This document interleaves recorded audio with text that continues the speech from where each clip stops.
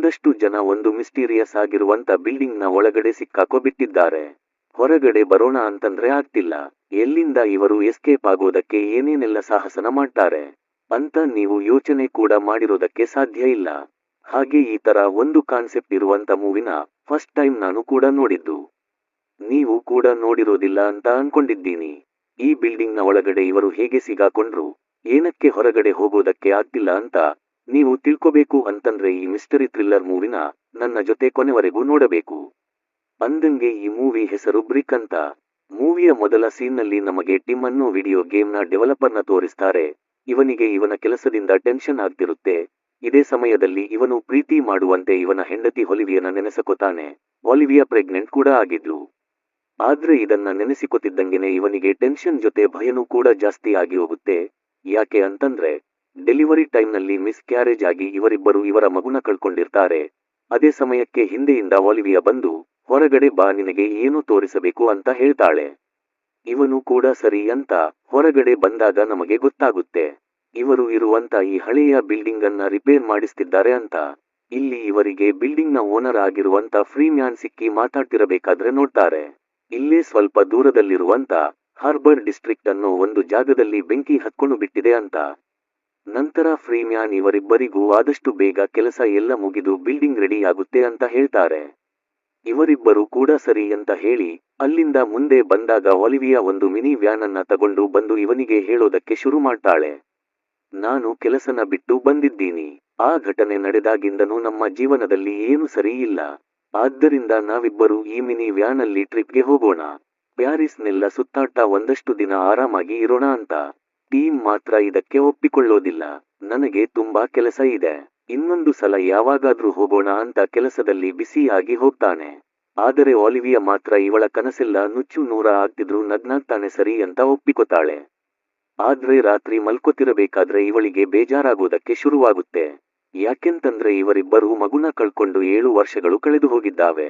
ಆದರೆ ಟಿಮ್ ಮಾತ್ರ ಘಟನೆಯಿಂದ ಹೊರಗಡೆ ಬರ್ತಾನೆ ಇಲ್ಲ. ಹೀಗೆ ಆದ್ರೂ ಮುಂದೆ ಜೀವನನ ಹೇಗೆ ಮಾಡೋದು ಅಂತ ಅದೇ ಸಮಯಕ್ಕೆ ಹೊರಗಡೆ ನಮಗೆ ತೋರಿಸ್ತಾರೆ ಇವರ ಬಿಲ್ಡಿಂಗ್ ಅನ್ನ ಏನೋ ಬಂದು ಆವರಿಸಿಕೊತಿರುತ್ತೆ. ಈ ರೀತಿ ಇವರು ಇರುವಂತ ಬಿಲ್ಡಿಂಗ್ ನ ಸುತ್ತ ಏನೋ ಆವರಿಸಿಕೊತಿರೋದ್ರಿಂದ ಹೊರಗಡೆಯಿಂದ ಮನೆ ಒಳಗಡೆ ಬರ್ತಿರುವಂತ ಲೈಟ್ ಕೂಡ ಮಾಯ ಆಗೋದಕ್ಕೆ ಶುರುವಾಗುತ್ತೆ. ನಂತರ ಮಾರನೇ ದಿನ ಬೆಳಗ್ಗೆ ಟೀಮ್ಗೆ ಎಚ್ಚರ ಆದಾಗ ನೋಡಿದ್ರೆ ಒಲಿವಿಯಾ ಇವನನ್ನ ಬಿಟ್ಟು ಒಬ್ಬಳೆ ಹೋಗೋದಕ್ಕೆ ರೆಡಿ ಆಗ್ತಿರ್ತಾಳೆ. ಹಾಗೆ ಹೋಗೋದಕ್ಕಿಂತ ಮುಂಚೆ ಹೇಳ್ತಿರ್ತಾಳೆ ಮತ್ತೆ ನಾನು ಬರೋದಿಲ್ಲ ಅಂತ. ಅಂದ್ರೆ ಇವಳು ಇವನಿಂದ ದೂರ ಹೋಗ್ತಿದ್ದ ಅಂತ. ಆದರೆ ಹೊರಗಡೆ ಹೋಗೋದಕ್ಕೆ ಯಾವಾಗ ಡೋರನ್ನ ಓಪನ್ ಮಾಡ್ತಾಳೋ ಇವರಿಬ್ಬರು ನೋಡ್ತಾರೆ ತುಂಬಾ ವಿಚಿತ್ರವಾಗಿರುವಂತ ಶೇಪ್ಗಳಿರುವಂತ ಒಂದು ಗೋಡೆ ಬಂದ್ಬಿಟ್ಟಿದೆ. ಇದನ್ನ ನೋಡಿ ಇವರಿಬ್ಬರಿಗೂ ತುಂಬಾನೇ ಶಾಕ್ ಆಗಿ ಹೋಗುತ್ತೆ. ಇದೇನು, ಎಲ್ಲಿಂದ ಬಂತು, ಯಾರು ತಂದು ಹಾಕಿದ್ರು ಅಂತ. ಅಷ್ಟೇ ಅಲ್ಲದೆ ಇವನು ಸೆಕ್ಯೂರಿಟಿ ಕ್ಯಾಮೆರಾನ ಚೆಕ್ ಮಾಡಿದ್ರು ಕೂಡ ಇವನಿಗೆ ಗೊತ್ತಾಗೋದಿಲ್ಲ ಹೊರಗಡೆ ಏನು ನಡೀತಿದೆ ಅಂತ. ನಂತರ ಇವರಿಗೆ ಗೊತ್ತಾಗುತ್ತೆ ಬರೀ ಬಾಗಲ ಹತ್ರ ಅಲ್ಲ, ಇವರ ಮನೆಯ ಸುತ್ತ ಇರುವಂತ ಎಲ್ಲಾ ಕಿಟಿಕಿಗಳ ಮುಂದೆ ಈ ತರ ಗೋಡೆಗಳು ಬಂದ್ಬಿಟ್ಟಿದ್ದಾವೆ ಅಂತ. ಇದರಿಂದ ಇವರಿಗೆ ತುಂಬಾನೇ ಗಾಬರಿ ಆಗೋದಕ್ಕೆ ಶುರುವಾಗುತ್ತೆ. ಅದಕ್ಕೆ ಗೋಡೆನ ತಳ್ಳೋದಕ್ಕೆ ನೋಡ್ತಾರೆ, ಆದ್ರೆ ಏನು ಪ್ರಯೋಜನ ಆಗೋದಿಲ್ಲ. ಇದೇ ಸಮಯದಲ್ಲಿ ಇವರಿಗೆ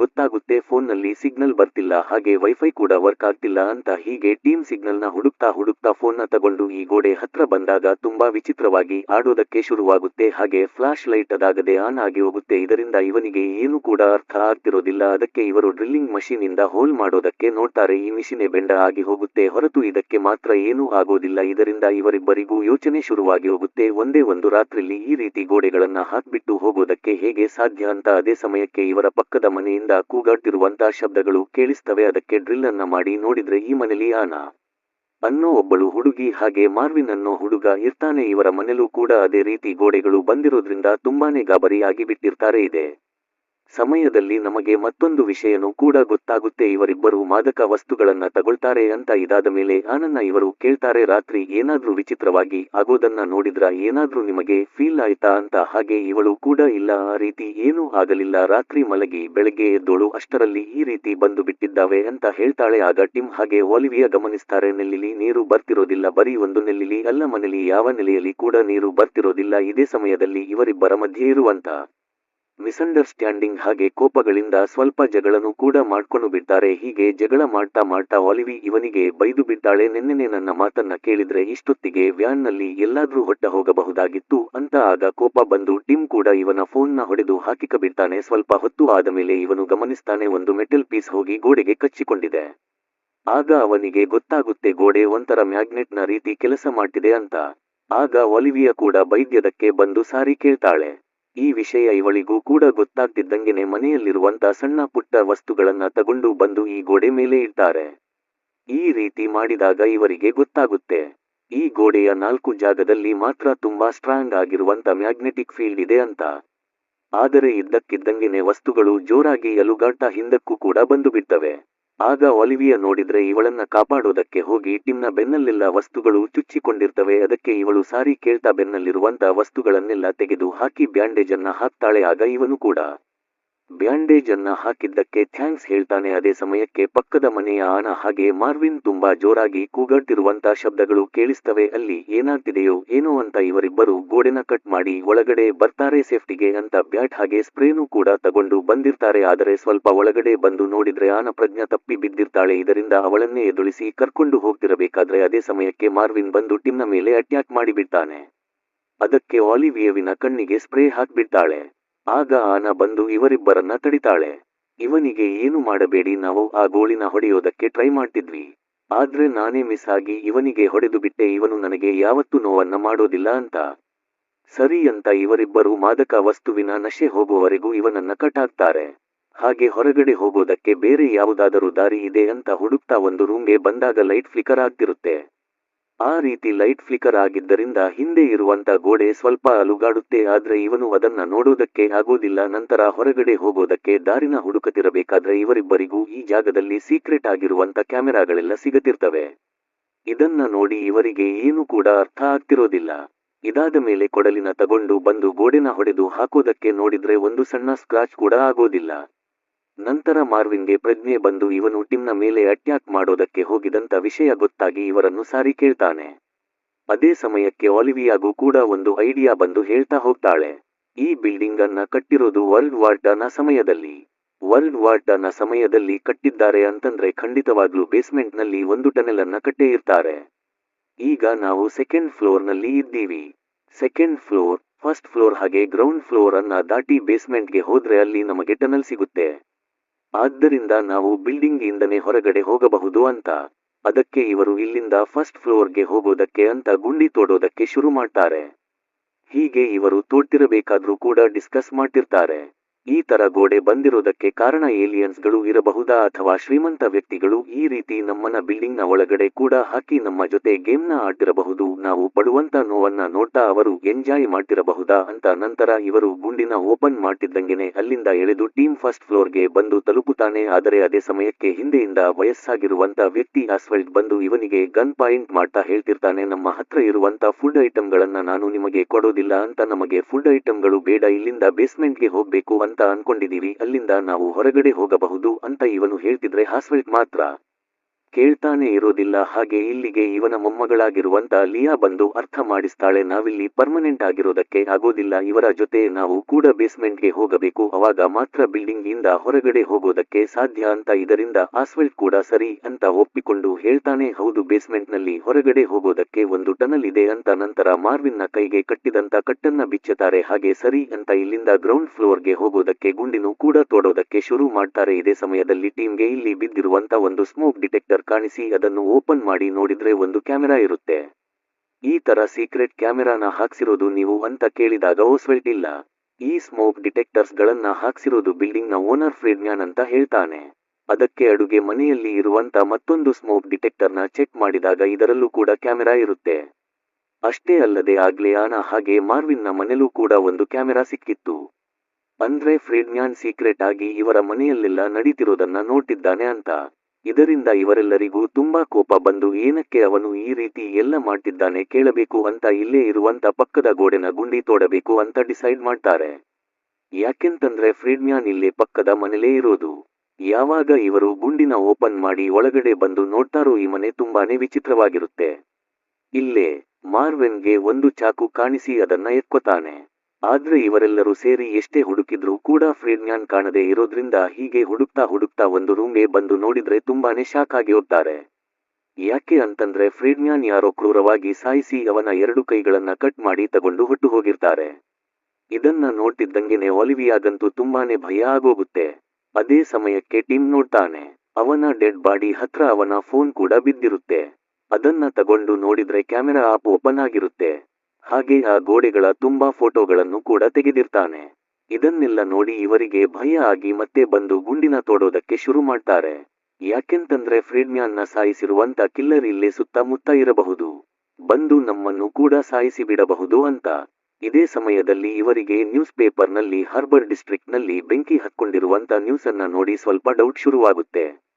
ಅಲ್ಲಿ ಬೆಂಕಿ ಹತ್ಕೊಂಡಿರೋದಕ್ಕೂ ಈ ರೀತಿಯಲ್ಲಿ ಗೋಡೆಗಳು ಬಂದಿರೋದಕ್ಕೂ ಏನಾದ್ರೂ ಕನೆಕ್ಷನ್ ಇರಬಹುದಾ ಅಂತ. ಆದ್ರೆ ಇವರು ಈ ರೀತಿ ಗುಂಡಿ ತೋಡ್ತಿರೋದ್ರಿಂದ ಇಡೀ ಸೀಲಿಂಗ್ಗೆ ಕೆಳಗಡೆ ಬಿದ್ದು ಹೋಗುತ್ತೆ.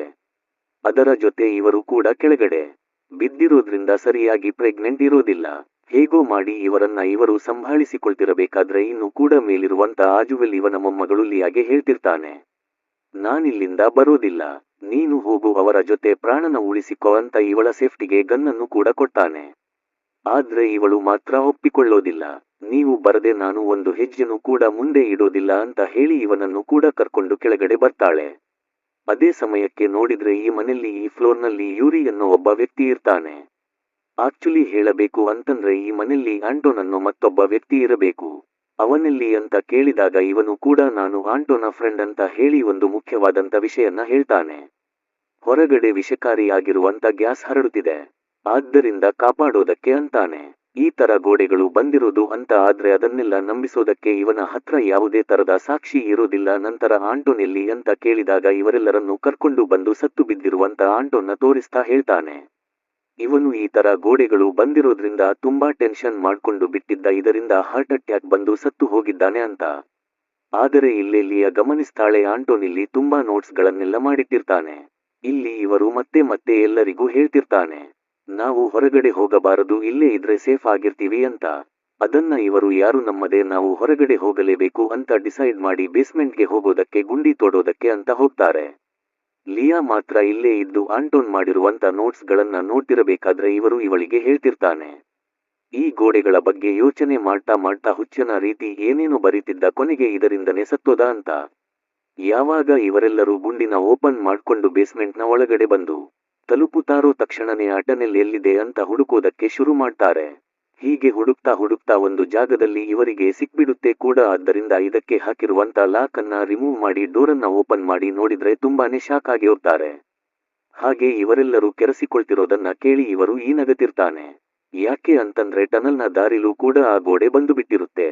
ಇದರಿಂದ ಇವರಿಗೆ ಇದ್ದಂತ ಕೊನೆಯ ನಂಬಿಕೆನೂ ಕೂಡ ಹೊಟ್ಟು ಹೋಗಿ ತುಂಬಾ ಗಾಬರಿ ಆಗೋದಕ್ಕೆ ಶುರುವಾಗುತ್ತೆ. ಹಾಗೆ ಮಾರ್ವಿನ್ ಕೂಡ ಕಂಟ್ರೋಲ್ನ ಕಳ್ಕೊಂಡು ಬಿಡ್ತಾನೆ. ನಂತರ ಆಸ್ವೆಲ್ಟ್ ಹತ್ರ ಇರುವಂತ ಗನ್ನನ್ನ ಕಿತ್ತುಕೊಂಡು ಗೋಡೆ ಕಡೆಗೆ ಶೂಟ್ ಮಾಡಿದಾಗ ಬುಲೆಟ್ಗಳೆಲ್ಲ ಮಧ್ಯದಲ್ಲೇ ನಿಂತ್ಕೊಂಡು ತುಂಬಾ ಸ್ಪೀಡಾಗಿ ಹಿಂದಕ್ಕೆ ಬಂದು ಹೊಡಿತವೆ. ಎಲ್ಲರೂ ಹೇಗೋ ಮಾಡಿ ತಪ್ಪಿಸಿಕೊಳ್ಳತಾರೆ. ಆದ್ರೆ ವಯಸ್ಸಾಗಿರುವಂತ ಆಸ್ವೆಲ್ಟ್ ಮಾತ್ರ ತಪ್ಪಿಸಿಕೊಳ್ಳೋದಕ್ಕೆ ಆಗೋದಿಲ್ಲ. ಒಂದು ಗುಂಡು ಇವನಿಗೆ ಬಿದ್ದು ತುಂಬಾ ರಕ್ತ ಹೋಗೋದಕ್ಕೆ ಶುರುವಾಗುತ್ತೆ. ಇವರೆಲ್ಲರೂ ಎಷ್ಟೇ ಕಷ್ಟಪಟ್ಟರೂ ಕೂಡ ಇವನನ್ನ ಉಳಿಸಿಕೊಳ್ಳೋದಕ್ಕೆ ಆಗೋದಿಲ್ಲ. ಮೊದಲೇ ಇವನಿಗೆ ಹುಷಾರು ಬೇರೆ ಇರಲಿಲ್ಲ. ಆಸ್ವಾಲ್ಟ್ ಕೂಡ ಇವನ ಮೊಮ್ಮಗಳನ್ನ ನೋಡ್ತಾನೆ, ಕೊನೆ ಉಸರನ್ನ ಎಳೆದು ಬಿಡ್ತಾನೆ. ಇದರಿಂದ ಲಿಯಾಗಂತೂ ತುಂಬಾನೇ ದುಃಖ ಆಗಿ ಹೋಗುತ್ತೆ. ಈ ರೀತಿ ಮಾಡಿದ್ರಿಂದ ಮಾರ್ವಿನ್ ಇವನನ್ನೇ ಇವನು ಕ್ಷಮಿಸಿಕೊಳ್ಳೋದಕ್ಕೆ ಆಗ್ತಿರೋದಿಲ್ಲ. ಎಲ್ಲರೂ ಬೇಜಾರಾಗಿರೋದ್ರಿಂದ ಇವರು ಇವರ ಜೀವನದಲ್ಲಿ ನಡೆದಿರುವಂತ ಕೆಟ್ಟ ಘಟನೆಗಳನ್ನ ಶೇರ್ ಮಾಡಿಕೊಳ್ಳುತ್ತಾ ಮನಸ್ಸಲ್ಲಿರುವಂತ ನೋವನ್ನ ಕಮ್ಮಿ ಮಾಡಿಕೊಳ್ಳೋದಕ್ಕೆ ಶುರು ಮಾಡ್ತಾರೆ. ಈ ರೀತಿ ಮಾತಾಡ್ತಿರಬೇಕಾದ್ರೂ ಕೂಡ ಮಾರ್ವಿನ್ ಲಿಯಾ ಹತ್ರ ಬೇಡ್ಕೊತಿರ್ತಾನೆ, ಗೊತ್ತಿಲ್ಲದೆ ಮಾಡಿಬಿಟ್ಟೆ, ಕ್ಷಮಿಸಿಬಿಡು ಅಂತ. ನಂತರ ಒಲಿವಿಯಾ ಹಾಗೆ ಟಿಮ್ನ ಚಾನ್ಸ್ ಬರುತ್ತೆ ಇವರ ಜೀವನದಲ್ಲಿ ನಡೆದಿರುವಂತ ಕೆಟ್ಟ ಘಟನೆಯನ್ನ ಹೇಳೋದಕ್ಕೆ. ಒಲಿವಿಯಾ ಕೂಡ ಇವರು ಕಳ್ಕೊಂಡಿರುವಂತ ಮಗು ಬಗ್ಗೆ ಹೇಳ್ತಿರಬೇಕಾದ್ರೆ ಇದು ಟಿಮ್ಗೆ ಇಷ್ಟ ಆಗದೆ ಅಲ್ಲಿಂದ ಮತ್ತೊಂದು ರೂಮ್ಗೆ ಬಂದು ಇವಳಿಗೆ ಹೇಳ್ತಾನೆ, ಈ ತರ ವಿಷಯನೆಲ್ಲ ಅವರಿಗೆ ಹೇಳುವಂತ ಅವಶ್ಯಕತೆ ಇದೆಯಾ ಅಂತ. ಆಗ ಇವಳು ಕೂಡ ಹೌದು, ಅವಶ್ಯಕತೆ ಇದೆ. ಆ ಘಟನೆ ನಡೆದಾಗಿಂದನೂ ನಾವು ಮಾತೇ ಆಡಿಲ್ಲ, ಇವತ್ತಾದ್ರೂ ಮಾತಾಡಬೇಕು ಅಂತ. ಆದ್ರೆ ಇವನಂತೆ ಇವಳ ಮಾತನ್ನೇ ಕೇಳ್ತಿರೋದಿಲ್ಲ. ಹಾಗೆ ಇವಳು ಮನಸ್ಸಿನಲ್ಲಿ ತುಂಬಾ ನೋವನ್ನ ಇಟ್ಕೊಂಡು ಹೇಳ್ತಾ ಹೋಗ್ತಾಳೆ, ಮಗುನ ಕಳ್ಕೊಂಡಿದ್ದರಿಂದ ನಿನಗೆ ನೋವಾಯ್ತು ಅಂತ ನನ್ನ ಜೊತೆ ಮಾತಾಡೋದನ್ನೇ ಕಮ್ಮಿ ಮಾಡ್ದೆ. ಆದರೆ ಆ ಟೈಮ್ನಲ್ಲಿ ನಿನಗಿಂತ ಜಾಸ್ತಿ ನೋವಲ್ಲಿ ಇದ್ದಿದ್ದು ನಾನು. ಕಷ್ಟದ ಪರಿಸ್ಥಿತಿಯಲ್ಲಿ ನಾನು ಒಬ್ಬಳೇನ ಬಿಟ್ಟು ನಿನ್ನ ಪಾಡಿಗೆ ನೀನು ಕೆಲಸನ ಮಾಡ್ತಿದ್ದೆ ಅಂತ ಇವಳು ಅಳ್ತಿರಬೇಕಾದ್ರೆ ಇವನಿಗೂ ಕೂಡ ರಿಯಲೈಸ್ ಆಗ್ತಾ ಹೋಗುತ್ತೆ. ಇವನು ಎಂತ ಒಂದು ದೊಡ್ಡ ತಪ್ಪನ್ನ ಮಾಡಿದ್ದಾನೆ ಅಂತ. ನಂತರ ಸರಿ ಅಂತ ಹೇಳಿ ಇವರೆಲ್ಲರೂ ಡಿಸೈಡ್ ಮಾಡ್ತಾರೆ, ಹೀಗೆ ಕುಂತಿದ್ರೆ ಆಗೋದಿಲ್ಲ, ನಾವೇನಾದ್ರೂ ಮಾಡಬೇಕು ಅಂತ. ಫ್ರೀಡ್ಮ್ಯಾನ್ನ ಮನೆಗೆ ಸ್ವಲ್ಪ ಜನ ಹೋಗ್ತಿರಬೇಕಾದ್ರೆ ಇವರು ಈಗಲೂ ಕೂಡ ಇವರನ್ನೆಲ್ಲರನ್ನೂ ತಡೆಯೋದಕ್ಕೆ ಪ್ರಯತ್ನ ಪಟ್ಟಿರ್ತಾನೆ. ಇಲ್ಲೇನು ಕಮ್ಮಿಯಾಗಿದೆ, ಒಳಗಡೆನೆ ಇರೋಣ ಅಂತ. ಆದ್ರೆ ಯಾರು ಇವರ ಮಾತನ್ನ ಕೇಳ್ತಿರೋದಿಲ್ಲ. ಇದಾದ ಮೇಲೆ ಲಿಯಾ ಹಾಗೆ ಒಲಿವಿಯಾ ಇಬ್ಬರು ಸೇರಿ ಆಂಟೋನ್ ಬರೆದಿಟ್ಟಿರುವಂತ ನೋಟ್ಸ್ ಗಳನ್ನ ನೋಡ್ತಿರಬೇಕಾದ್ರೆ ಒಂದು ಪೇಪರ್ನಲ್ಲಿ ಗಮನಿಸ್ತಾರೆ. ಅವನು ಸ್ಪೆಸಿಫಿಕ್ ಆಗಿ ಗೋಡೆಗಳಲ್ಲಿ 4 ಭಾಗನ ಮಾತ್ರ ಮಾರ್ಕ್ ಮಾಡಿ ಇಟ್ಟಿದ್ದಾನೆ ಅಂತ. ಅಂದ್ರೆ ಈ ಗೋಡೆಗಳ ಬಗ್ಗೆ ಅವನಿಗೆ ಏನೋ ಗೊತ್ತಾಗಿತ್ತು. ಈ ಕಡೆ ಟೀಮ್ ಮಾರ್ವಿನ್ ಹಾಗೆ ಆನಾ ಫ್ರೀಡ್ಮ್ಯಾನ್ನ ಮನೆಯಲ್ಲಿ ಏನಾದ್ರೂ ಸಿಗುತ್ತಾ ಅಂತ ಹುಡುಕಾಡ್ತಿರಬೇಕಾದ್ರೆ ಟಿಮ್ ನೋಡ್ತಾನೆ, ಇಲ್ಲೊಂದು ತುಂಬಾ ಡಿಫರೆಂಟ್ ಆಗಿರುವಂತ ಒಂದು ಗೋಡೆ ಇದೆ, ಅಂದ್ರೆ ಇದರ ಹಿಂದೆ ಒಂದು ರೂಮ್ ಇರಬಹುದು ಅಂತ ಇವನಿಗೆ ಡೌಟ್ ಶುರುವಾಗುತ್ತೆ. ಇದೇ ಸಮಯದಲ್ಲಿ ಮಾರ್ವಿನ್ಗೆ ಒಂದು ಡಿವೈಸ್ ಸಿಗುತ್ತೆ. ಅದರಲ್ಲಿ ಒಂದು ಬಟನ್ ನ ಪ್ರೆಸ್ ಮಾಡ್ತಿದ್ದಂಗೆನೆ ಈ ಡಿಫರೆಂಟ್ ಆಗಿರುವಂತ ಗೋಡೆಯಿಂದ ಸೌಂಡ್ ಬರುತ್ತೆ. ಅಂದ್ರೆ ಗೋಡೆನ ಓಪನ್ ಮಾಡೋದಕ್ಕೆ ಡಿವೈಸ್ ಕೀ. ಆದರೆ ಇವರು ಸರಿಯಾಗಿರುವಂತ ಪಾಸ್ವರ್ಡ್ ನ ಹುಡುಕಬೇಕು. ಅದೇ ಸಮಯಕ್ಕೆ ಇವರಿಬ್ಬರಿಗೂ ಆಂಟೋನ್ ಕೆಲಸ ಮಾಡ್ತಿದ್ದ ದಂತ ಎಪ್ಸಿಲೋನ್ ನಾನೋ ಡಿಫೆನ್ಸ್ ಅನ್ನೋ ಕಂಪನಿಯ ಗಾಲ್ ಸಿಗುತ್ತೆ. ಇದರ ಬಗ್ಗೆ ಕೇಳಿದಾಗ ಯೂರಿನು ಕೂಡ ಹೇಳ್ತಾನೆ, ಅದೇ ಕಂಪನಿಲಿ ಅವನು ಪ್ರೋಗ್ರಾಮರ್ ಆಗಿದ್ದ, ಆದ್ರೆ ಅವನ ಕೆಲಸದ ಬಗ್ಗೆ ನನಗೆ ಏನು ಹೇಳ್ತಿರಲಿಲ್ಲ ಅಂತ. ಅಷ್ಟೇ ಅಲ್ಲದೆ ಹೊಡೆದು ಹೋಗಿರುವಂತ ಆಂಟೋನ ಲ್ಯಾಪ್ಟಾಪ್ ಹಾಗೆ ಅವನ ಫೋನ್ ಕೂಡ ಸಿಗುತ್ತೆ. ಅವನ ಮೆಂಟಲ್ ಕಂಡೀಷನ್ ಸರಿ ಇರಲಿಲ್ಲ, ಅವನೇ ಹೊಡೆದಾಕಿ ಬಿಟ್ಟ ಅಂತ ಇವರು ಹೇಳ್ತಾನೆ. ಅದೇ ಸಮಯಕ್ಕೆ ಕೋಡ್ ಅಂತ ಬರೆದಿರುವಂತ ಒಂದು ಪೇಪರ್ ಕೂಡ ಇವರಿಬ್ಬರಿಗೂ ಸಿಕ್ಬಿಡುತ್ತೆ. ಈ ಕಡೆ ಇವರು 3 ಜನ ಪಾಸ್ವರ್ಡ್ ಅನ್ನ ಕಂಡುಹಿಡಿಯೋದಕ್ಕೆ ಡಿವೈಸ್ ನ ಮೇಲೆ ಪೌಡರ್ನ ಹಾಕ್ತಾರೆ. ಹಾಗೆ ಇವರಿಗೆ 4 ನಂಬರ್ಗಳು ಸಿಗ್ತವೆ. ಅಂದ್ರೆ ಈ 4 ನಂಬರ್ಗಳಲ್ಲೇ ಪಾಸ್ವರ್ಡ್ ಇದೆ. ಆದ್ರೆ ಕರೆಕ್ಟ್ ಆಗಿರುವಂತ ಕಾಂಬಿನೇಷನ್ ನ ಕಂಡುಹಿಡಿಬೇಕು. ಆದ್ದರಿಂದ ಆನ ಬಂದು ನಮಗೇನೋ ಸಿಕ್ಕಿದೆ ಅಂತ ಒಲಿವಿಯಾ ಹಾಗೆ ಇವರಿನ ಕರ್ಕೊಂಡು ಹೋಗ್ತಾಳೆ. ಆದ್ರೆ ಲಿಯಾ ಮಾತ್ರ ಇಲ್ಲೇ ಇರ್ತಾಳೆ. ನಂತರ ಟೀಮ್ ತುಂಬಾ ಪಾಸ್ವರ್ಡ್ ಗಳನ್ನ ಹಾಕಿ ಟ್ರೈ ಮಾಡ್ತಾನೆ, ಓಪನ್ ಆಗ್ತಿರೋದಿಲ್ಲ. ಹೀಗೆ ಟ್ರೈ ಮಾಡ್ತಾ ಒಂದು ಸಮಯದಲ್ಲಿ ಕರೆಕ್ಟ್ ಆಗಿರುವಂತ ಪಾಸ್ವರ್ಡ್ ಅನ್ನ ಹಾಕಿದ್ದರಿಂದ ಡೋರ್ ಓಪನ್ ಆಗುತ್ತೆ. ಟೀಮ್ ಹಾಗೆ ಮಾರ್ವಿನ್ ಕೂಡ ಒಳಗಡೆ ಏನಿದೆಯೋ ಏನು ಅಂತ ಹೆದರುಕೊಂಡೇ ಒಳಗಡೆ ಬಂದು ನೋಡಿದ್ರೆ ತುಂಬಾನೇ ಶಾಕ್ ಆಗಿ ಹೋಗ್ತಾರೆ. ಯಾಕೆಂತಂದ್ರೆ ಈ ಜಾಗದಲ್ಲಿ ಕಂಪ್ಯೂಟರ್ ಇರುತ್ತೆ, ಹಾಗೆ ಎಲ್ಲರ ಮನೆಯಲ್ಲಿ ಅಳವಡಿಸಿರುವಂತ ಕ್ಯಾಮೆರಾಗಳ ಫುಟೇಜ್ ಬರ್ತಿರುತ್ತೆ. ಅಂದ್ರೆ ಇವರ ನಂಬಿಕೆ ನಿಜ ಆಯ್ತು. ಫ್ರೀಡ್ ಮ್ಯಾನ್ ಸೀಕ್ರೆಟ್ ಆಗಿ ಎಲ್ಲರ ಮನೆನ ವಾಚ್ ಮಾಡ್ತಿದ್ದ ಅಂತ ಮೆಕ್ತವರು ಕೂಡ ಇಲ್ಲಿಗೆ ಬಂದು ತಲುಪುತ್ತಾರೆ. ಆದ್ದರಿಂದ ಮೊದಲು ಇವರು ನಿನ್ನೆ ರಾತ್ರಿ ಏನಾಯ್ತು ಅಂತ ತಿಳ್ಕೊಳ್ಳೋದಕ್ಕೆ ಮಧ್ಯರಾತ್ರಿಯ ಫುಟೇಜ್ ಅನ್ನ ಹಾಕ್ತಾರೆ. ನೋಡಿದ್ರೆ ಇದ್ದಕ್ಕೆ ಇದ್ದಂಗೆನೆ ಒಂದಷ್ಟು ಪೌಡರ್ಗಳು ಬಂದು ಅದಾದ ಮೇಲೆ ಅವುಗಳೆಲ್ಲ ಸೇರಿ ಗೋಡೆಯಾಗಿ ಕನ್ವರ್ಟ್ ಆಗ್ತವೆ. ಈ ಕಡೆ ಲಿಯಾಗೆ ಯೂರಿ ಮೇಲೆ ಡೌಟ್ ಬಂದು ಆಂಟೋನ ಬಾಡಿನ ಚೆಕ್ ಮಾಡಿ ನೋಡಿದ್ರೆ ಇವನನ್ನ ಕತ್ತಿಸ್ಗೆ ಸಾಯಿಸಿರುವಂತ ಗುರುತುಗಳು ಇರುತ್ತವೆ. ಅದೇ ಸಮಯಕ್ಕೆ ಯೂರಿನು ಕೂಡ ಇಲ್ಲಿಗೆ ಬರ್ತಾನೆ. ಈ ಕಡೆ ಇವರು 3 ಜನರಿಗೂ ಆಂಟೋನ್ ಮನೆಯ ಫುಟೇಜ್ ಸಿಗುತ್ತೆ. ಅದರಲ್ಲಿ ನೋಡಿದ್ರೆ ಆಂಟೋನ ಕಪ್ಪು ಗೋಡೆ ಹತ್ರ ಹೋಗ್ತಿದ್ದಂಗೆನೆ ಲೈಟ್ಗಳು ಫ್ಲಾಶ್ ಆಗ್ತಿರ್ತವೆ. ಅದಾದ ಮೇಲೆ ಸ್ವಲ್ಪ ಹೊತ್ತಿನ ನಂತರ ಕಿಟಕಿ ಹತ್ರ ಇದ್ದಂತ ಕಪ್ಪು ಗೋಡೆ ಹೋಗಿ ಹೊರಗಡೆಯ ಸೂರ್ಯನ ಬೆಳಕು ಮನೆ ಒಳಗಡೆ ಬರ್ತಿರುತ್ತೆ. ಅಂದ್ರೆ ಅವನಿಗೆ ಆ ಗೋಡೆನ ಓಪನ್ ಮಾಡುವಂತ ದಾರಿ ಸಿಕ್ಕಿತ್ತು ಅಂತ. ಅದೇ ಸಮಯಕ್ಕೆ ಮಾರ್ವಿನ್ ಲಿಯಾನ ಹುಡ್ಕೊಂಡು ಆಂಟೋನ ಡೆಡ್ ಬಾಡಿ ಇರುವಂತ ರೂಮ್ಗೆ ಬಂದು ನೋಡಿದ್ರೆ ಇಲ್ಲಿರುವಂತ ನೋಟ್ಗಳನ್ನ ಇವರಿ ಸುಟ್ಟಾಗ್ತಾ ಇರ್ತಾನೆ. ಆಗ ಇಲ್ಲಿ ಫುಟೇಜ್ ಇಂದ ಇವರಿಗೆ ಗೊತ್ತಾಗುತ್ತೆ ಆಂಟೋನ್ ಹಾರ್ಟ್ ಅಟ್ಯಾಕ್ ಇಂದ ಸತ್ತಿಲ್ಲ, ಅವನನ್ನ ಸಾಯಿಸಿರೋದೇ ಇವರಿ ಅಂತ. ಈ ಕಡೆ ಮಾರ್ವಿನ್ ಕೂಡ ನೋಡ್ತಾನೆ, ಲಿಯಾನ ಇವರಿ ಸಾಯಿಸಿಬಿಟ್ಟಿರ್ತಾನೆ. ಇದರಿಂದ ಇವರಿಬ್ಬರ ಮಧ್ಯ ಫೈಟ್ ಶುರುವಾಗಿ ಹೋಗುತ್ತೆ. ಅದೇ ಸಮಯಕ್ಕೆ ಟಿಮ್ ಹಾಗೆ ಮಿಕ್ತವರು ಕೂಡ ಬಂದು ಇವರಿಗೆ ಹೊಡೆದು ಪ್ರಜ್ಞೆ ತಪ್ಪಿಸ್ತಾರೆ. ನಂತರ ಮಾರ್ವಿನ್ ಹಾಗೆ ಆನ ಜೊತೆಲಿ ಇರೋದನ್ನ ನೋಡಿ ಟಿಮ್ ಕೂಡ ಒಲಿವಿ ಹತ್ರ ಬಂದು ಇವಳಿಗೆ ಸಮಾಧಾನ ಮಾಡ್ತಿರ್ತಾನೆ. ಅದೇ ಸಮಯಕ್ಕೆ ಈ ರೂಮ್ನಲ್ಲಿ ಇವರಿಗೆ ಕೋಡ್ ಅಂತ ಬರೆದಿತ್ತಲ್ಲ, ಅರ್ಧಂಬರ್ಧ ಸುಟ್ಟಿರುವಂತ ಸ್ಥಿತಿಯಲ್ಲಿ ಈ ಪೇಪರ್ ಇವರಿಗೆ ಸಿಗುತ್ತೆ.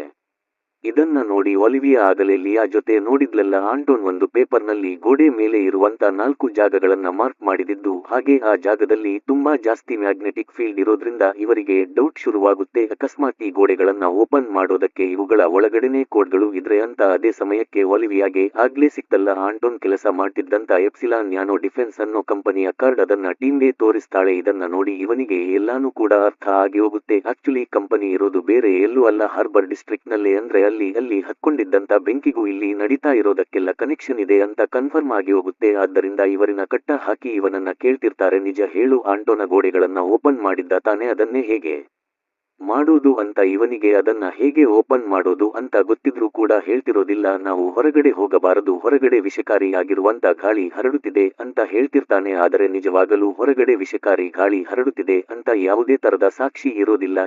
ಇವನೇ ಅನ್ಕೋಬಿಟ್ಟಿರುತ್ತಾನೆ. ಅದೇ ಸಮಯಕ್ಕೆ ಆನ ನನಗೆ ಫುಟೇಜ್ಗಳು ಸಿಕ್ಕಿದೆ ಅಂತ ಒಲಿವಿಯಾ ಹಾಗೆ ಟೀಮ್ನ ಕರ್ಕೊಂಡು ಬರ್ತಾಳೆ. ನೋಡಿದ್ರೆ ಇದು ಆಂಟನ್ನ ರೂಮಿನ ಫುಟೇಜ್. ಇದರಲ್ಲಿ ಅವನು ಪ್ರೋಗ್ರಾಮಿಂಗ್ ಅನ್ನ ಮಾಡ್ತಾ ಅವನ ಫೋನ್ಗೆ ಒಂದು ಸಾಫ್ಟ್ವೇರ್ ಅನ್ನ ಇನ್ಸ್ಟಾಲ್ ಮಾಡ್ಕೊಂಡು ಅದನ್ನ ತಗೊಂಡು ಗೋಡೆ ಹತ್ರ ಬರ್ತಿದ್ದಂಗೆನೆ ಲೈಟ್ಗಳು ಫ್ಲಾಶ್ ಆಗ್ತವೆ. ಅದಕ್ಕೆ ಇವರೇ ಅವನ ಫೋನ್ನ ತಗೊಂಡು ಹೊಡೆದು ಹಾಕಿಬಿಡ್ತಾನೆ.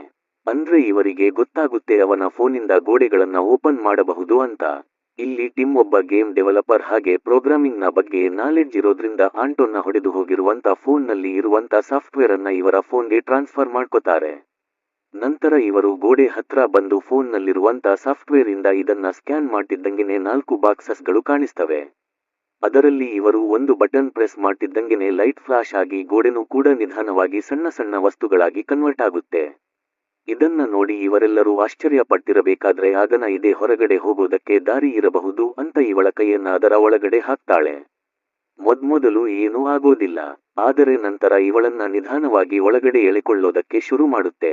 ಹೊರಗಡೆ ಎಳೆಯೋದಕ್ಕೆ ಎಷ್ಟೇ ಪ್ರಯತ್ನ ಪಟ್ಟರೂ ಕೂಡ ಆಗ್ತಿರೋದಿಲ್ಲ. ಅದೇ ಸಮಯಕ್ಕೆ ಮತ್ತೆ ಇದು ಗೋಳಿಯಾಗಿ ಕನ್ವರ್ಟ್ ಆಗ್ತಿರುತ್ತೆ. ಹೊರಗಡೆ ಎಳೆಯೋದಕ್ಕೆ ಆಗದೆ ಇರೋದ್ರಿಂದ ಅವಳ ಅರ್ಧ ಬಾಡಿನೇ ಕಟ್ ಆಗಿ ಸತ್ತ ಹೋಗ್ತಾಳೆ. ಇದನ್ನೆಲ್ಲ ನೋಡಿ ಮಾರ್ವಿನ್ ತುಂಬಾ ದುಃಖ ಪಟ್ಟಿರಬೇಕಾದ್ರೆ ಅದೇ ಸಮಯಕ್ಕೆ ಇವರನ್ನ ನೋಡಿ ಇವರಿ ನಗ್ತಿರೋದ್ರಿಂದ ಮಾರ್ವಿನ್ ಅವನಿಗೆ ಶೂಟ ಮಾಡಿಬಿಡ್ತಾನೆ. ಅದಾದ್ಮೇಲೆ ಆನ ಸತ್ತೋಗಿದ್ದರಿಂದ ತುಂಬಾ ಬೇಜಾರಾಗಿ ಇವನು ಕೂಡ ಶೂಟ ಮಾಡ್ಕೊಂಡು ಬಿಡ್ತಾನೆ. ನಂತರ